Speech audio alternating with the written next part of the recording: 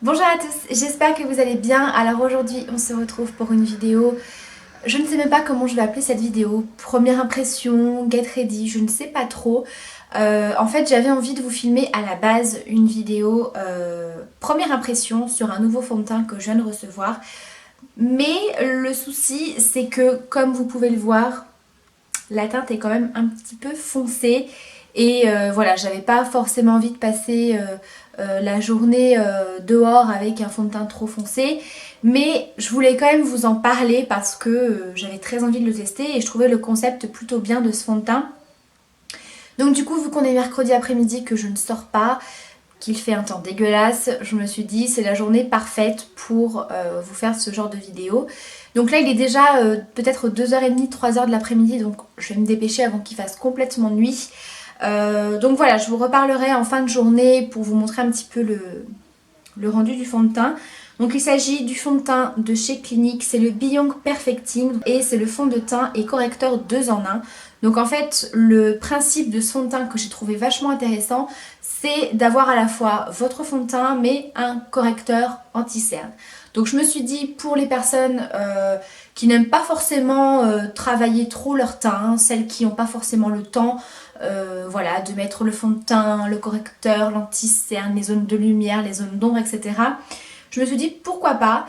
Alors bien évidemment, je vais m'en servir également comme anti-cerne, mais bon, forcément, vu la couleur, ce sera pas avec le côté lumineux, comme avec un anti-cerne un peu plus clair que je prends moi. Mais voilà, je me suis dit que ça pouvait vous intéresser.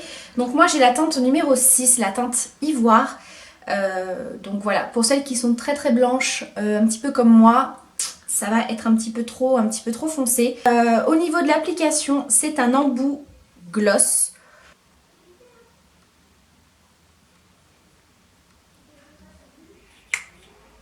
Alors moi j'aime bien déjà l'embout. Je trouve que c'est plutôt pas mal. Alors bien sûr, c'est pas un embout avec lequel vous pouvez travailler votre fond de teint, c'est vraiment pour déposer la matière. Moi je viens utiliser un beauty blender. Après vous pouvez prendre un pinceau, ce que vous avez l'habitude de prendre. Donc au niveau de la texture, ça a l'air assez crémeux, mais j'ai l'impression que ça se fluidifie quand même à l'application.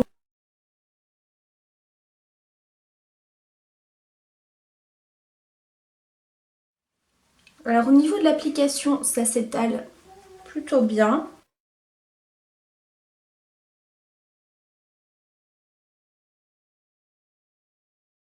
Au niveau de la couvrance, ça m'a l'air assez correct. Je vais en rajouter un petit peu au niveau de mes rougeurs. Je vais essayer avec un pinceau pour voir un petit peu comment il se travaille au pinceau.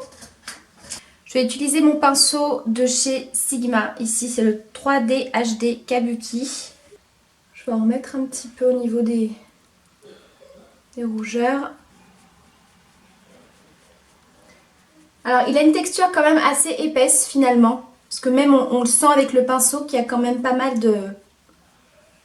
de matière. Après, moi j'aime beaucoup le rendu côté lumineux. Après, je pense que c'est vraiment un fond de teint qu'on peut moduler. Vous voyez, si vous en appliquez un tout petit peu, je pense que vous avez une couvrance plutôt moyenne avec un effet lumineux. Je sais pas si vous voyez le rendu, mais j'aime beaucoup ce côté un petit peu glowy. Et vous pouvez en rajouter un petit peu au niveau des rougeurs, des zones à corriger, puisqu'il est fait pour ça. Au niveau des rougeurs que j'ai ici, je trouve que la couvrance est plutôt pas mal. Je vais venir en appliquer ensuite en tant qu'anti-cerne.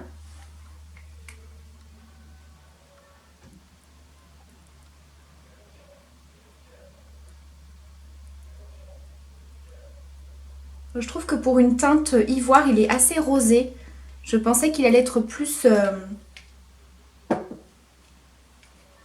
jaune.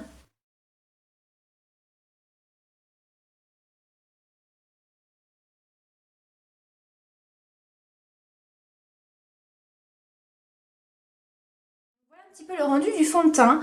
Alors, au niveau de la texture, assez crémeuse, mais pas trop épaisse non plus. C'est pas un fond de teint fluide ni un fond de teint crème, c'est vraiment entre les deux.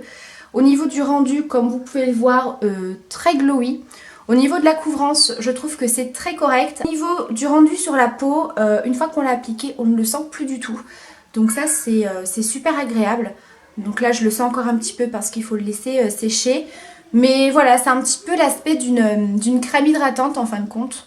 Donc au niveau de l'application, etc., je trouve que c'est plutôt agréable à avoir au cours de la journée. Je vais venir le poudrer comme je fais avec n'importe quel fond de teint. Donc ici, j'ai utilisé ma poudre de chez ELF. Ce qui va me permettre d'atténuer un petit peu ce côté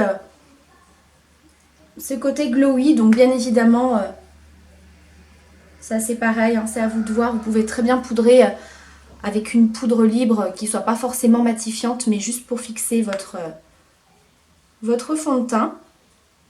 Voilà, donc du coup je vais commencer à me maquiller. Donc voilà, je vais faire un petit maquillage très simple, hein. Je ne suis pas là pour vous faire un tuto maquillage. Donc je vais en profiter pour papoter un petit peu avec vous.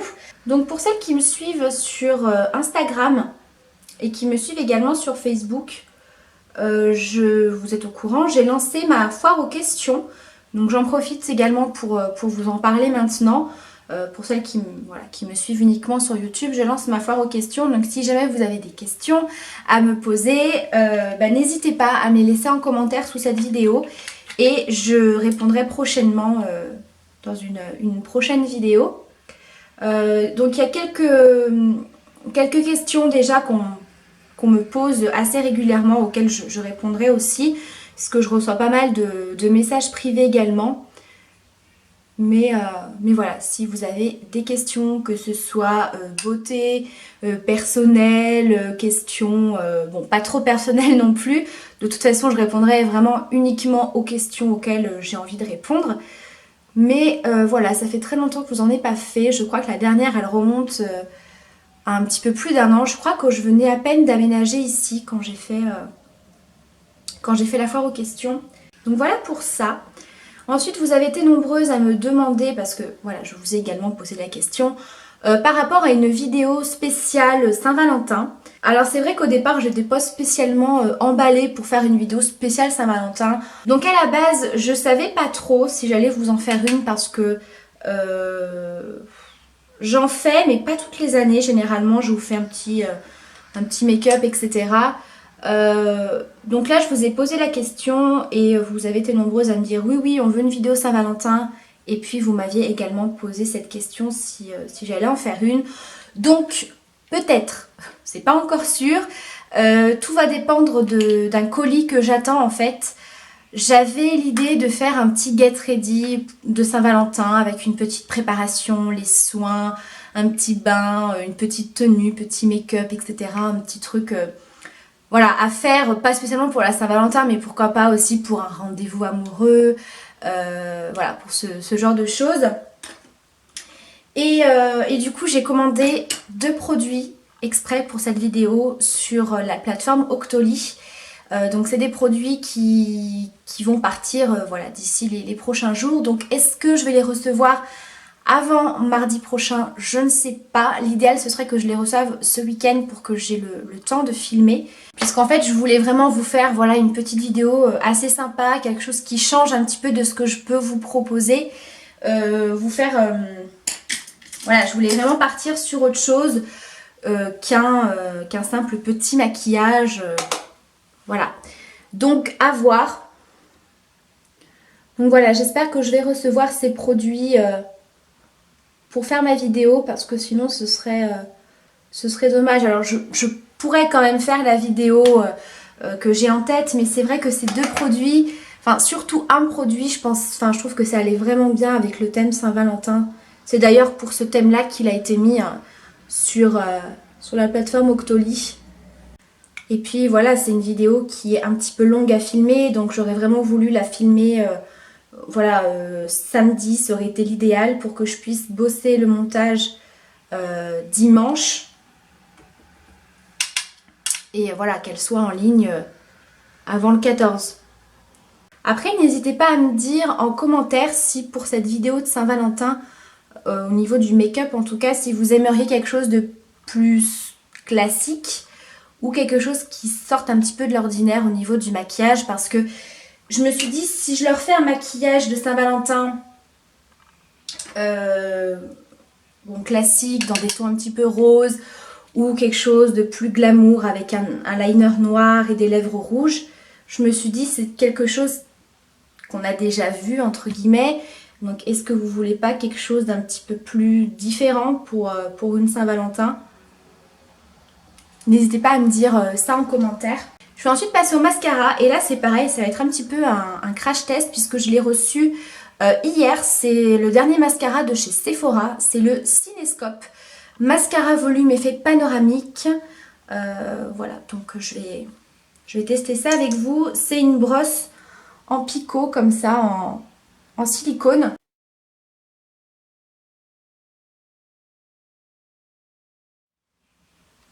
Le mascara sent super bon. Alors oui, je sais, c'est un détail, hein, mais le mascara sent bon. Donc là, j'applique la deuxième couche. Pour l'instant, pas de paquet. Donc ça, c'est plutôt cool.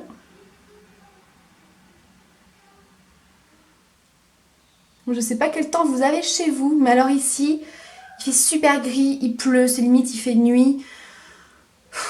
Voilà, ça donne vraiment envie de rien faire. Ce matin, j'ai commencé mon ménage, bah, je peux vous dire que je n'ai pas terminé.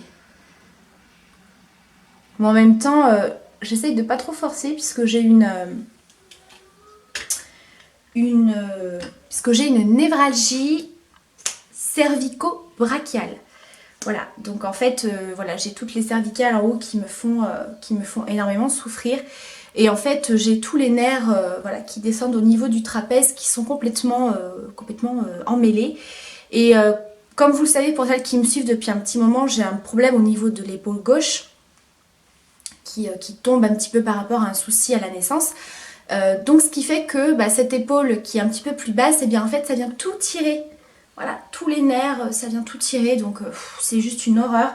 J'avais super mal, ça me faisait mal jusque dans le bras. Donc du coup, c'est pas super évident. Et dès que je fais un petit peu trop d'effort avec ce bras, ça me tire sur les nerfs et ça fait super mal. Donc je pense que je vais aller faire des séances d'ostéo. Mais écoutez, ce mascara me semble pas mal du tout. Donc forcément, j'applique mon mascara pendant que je suis en train de parler, donc je fais un petit peu n'importe quoi, c'est-à-dire que j'en ai mis un petit peu partout. Je vais venir nettoyer un petit peu ça quand même.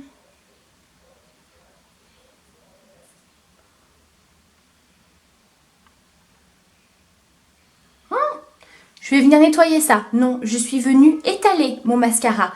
Bon, je reviens, je vais chercher un petit coton-tige avec du démaquillant. Voilà ce que ça donne.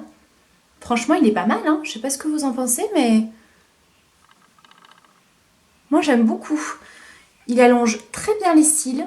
Il fait pas de paquet. Pourtant, j'ai mis presque 3 couches parce que moi je mets beaucoup de mascara. Pas de paquet. Il sépare bien les cils. Ça fait un petit peu cils de poupée. Ouais, j'aime beaucoup. Au niveau du volume, c'est pas le mascara le plus volumineux que j'ai pu tester, mais franchement, pour un mascara Sephora, il est pas mal du tout. J'aime beaucoup. Voilà le résultat du mascara sur les deux yeux. Franchement, je sais pas ce que vous en pensez, mais il est quand même vachement efficace. On dirait presque que j'ai mis du crayon ou du liner noir alors que pas du tout. Sinon, qu'est-ce que j'avais à vous dire? Je suis trop contente parce que vendredi, donc après-demain, je vais faire mon tatouage. Le 7e, donc je suis juste trop contente. Je vous en dis pas plus. Tout ce que je peux vous dire, c'est que c'est une grosse pièce, on va dire, qui va me prendre quasiment la journée parce que c'est assez détaillé, etc. Donc du coup, si vous ne me suivez pas sur Instagram, je vous remettrai le lien, n'hésitez pas. Je pense que je vous ferai des petites photos au fur et à mesure de l'évolution. J'ai vraiment hâte de voir le rendu. Je suis un petit peu stressée. Alors vous allez me dire, mais pourquoi elle est stressée? C'est son 7e tatouage. Alors je ne suis pas du tout stressée par rapport à la douleur, etc. Parce que la sensation de se faire tatouer, je commence à la connaître. Quoique suivant les endroits, c'est pas la même sensation. Mais en fait, c'est un nouveau tatoueur. Enfin, c'est pas un tatoueur qui m'a déjà tatoué. Donc forcément, j'appréhende toujours un petit peu quand je connais pas le travail d'un tatoueur. Après, ce qui me... Forcément, parler pendant Comedy Gloss, c'est pas évident. Voilà. Disons que je suis rassurée dans le sens où je ne lui apporte pas un modèle... comment dire? Je lui apporte pas mon modèle, voilà, je veux ça. C'est plusieurs parties en fait, plusieurs modèles, plusieurs types de certains détails. Donc il va falloir en fait qu'on fasse tout à main, enfin surtout lui, hein, moi je vais pas me tatouer, mais il va d'abord tout me faire à main levée avec les détails que je veux, voir un petit peu le mouvement du tatouage, etc. Donc c'est un petit peu ça ce qui me rassure, c'est de voir un petit peu déjà comment il s'en sort au niveau du dessin et ce que ça va donner. Mais voilà, j'ai vraiment très très hâte. Bon, bien évidemment, je vous montrerai tout ça en photo. Je vous ferai également une vidéo parce que alors je crois que cette vidéo, ça m'a été demandé... je crois depuis quasiment les débuts de ma chaîne, c'est de vous faire une vidéo sur mes tatouages. Donc là, je pense que je vais vous la faire. Mon projet tatouage n'est pas du tout fini, mais voilà, je pense que si j'attends de finir mon projet tatouage, ça va mettre des années. Et surtout, ce sera une vidéo qui durera je ne sais combien de temps. Donc là, autant vous présenter ce que j'ai déjà. Et puis voilà. Donc bah écoutez, moi je vais m'arrêter là. Je vais aller continuer mon petit ménage. Je vais aller regarder mes feux de l'amour avec un petit café. Oui, je regarde les feux de l'amour. Mais vu que ça passe à 11 h du matin, ce nouvel horaire ne me convient pas du tout puisqu'à 11 h 30, moi je vais à l'école. Donc du coup, je regarde le replay dans l'après-midi avec un petit café. Donc je vais faire ça. Et puis voilà, je vais continuer à m'occuper de mes enfants parce que là, je les ai laissés tout seuls devant la télé. Donc pour l'instant, ils ont l'air de plutôt bien s'entendre. Mais voilà, c'est pas dit que dans 5 minutes, il n'y en ait pas un qui étrangle l'autre. Donc du coup, voilà, je vais continuer mes petites occupations. Et puis je vous retrouve dans quelques heures pour vous montrer un petit peu le rendu du fond de teint. A tout à l'heure. Coucou, c'est encore moi, donc il est 20 h 30, donc ça fait maintenant un petit peu plus de 6 heures que j'ai donc appliqué le fond de teint. Eh bien écoutez, je suis ravie. Alors je ne sais pas vraiment si ça va se voir en caméra, mais il a quasiment pas bougé du tout. Je suis assez bluffée, je brille légèrement au niveau de la zone T, mais vraiment par rapport à d'autres fonds de teint que je porte et que je poudre, je peux vous assurer que je brille plus que ça en fin de journée habituellement. Donc déjà au niveau des brillances, je trouve que c'est vraiment un très bon point. Voilà, au niveau des petites ridules en tant qu'anti-cerne, c'est pas plus marqué que ça. Donc voilà, je trouve que j'ai quand même un teint plutôt pas mal pour une fin de journée. Donc même si ça fait voilà que 6-7 heures que je le porte, ça donne quand même une première impression sur son teint. Donc je suis vraiment très convaincue. Voilà, je vous conseille d'aller quand même en magasin pour voir au niveau de la teinte, puisque quand vous allez sur le site de Clinique, ils vous disent que pour ce fond de teint, en fait, il est très riche en pigments. Donc du coup, il est fort possible que les teintes habituelles paraissent un petit peu plus foncées. Donc ils vous conseillent de prendre une teinte en dessous de celle que vous pouvez prendre habituellement. Mais voilà, le mieux c'est bien sûr voilà, pour n'importe quel fond de teint d'aller en boutique. Donc sincèrement, je suis très contente du résultat.